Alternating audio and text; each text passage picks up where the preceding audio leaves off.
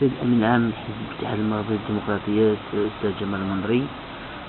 حضوركم هنا لمدينة العيون لمشاركة في احتفالات الشعب المغربي بالذكرى 40 لعيد المسيرة الخضراء. ماذا تمثل لكم أنتم كأمين عام للحزب المغربي؟ أولا هذا الاحتفال، هذا التواصل، هذا الامتداد يؤكدنا بالمسيرة الأولى التي قضاها الحسن الأول والمسيرة التي قضاها الحسن الثاني رحمة الله عليه. هذه المسيرة بالضبط اليوم تؤكد أن هناك دينامية ما بين الشعب والملك نظرا للاحتفال القائم في الجنوب بأكمله بمناسبة هذه المناسبة الكريمة التي تؤكد أن ثورة الملك الشعب قائمة لا يحجوها لا الزمان ولا المكان.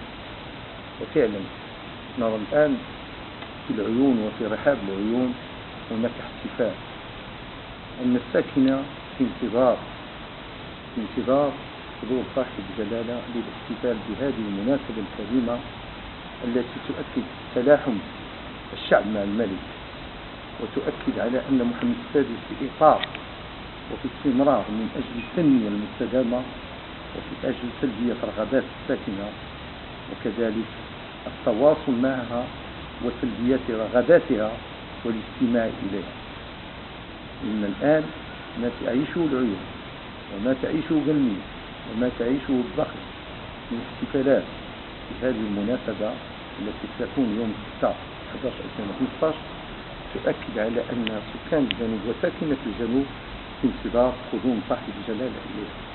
إنه احتفال كبير، الآن الكل فرح، الكل في انتظار، الكل ينتظر بهذه المناسبة الكريمة.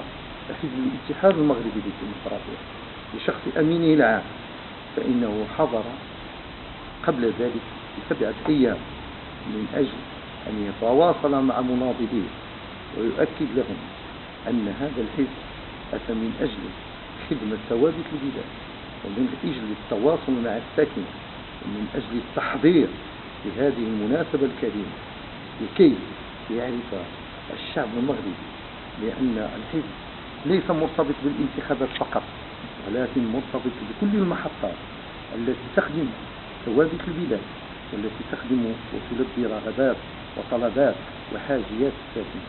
فعلا الكل معدى من صغير وكبير، من رجل ومرأة، من شيخ وطفل، من أجل الحضور ومن أجل التواجد يوم الجمعة المبارك إن شاء الله.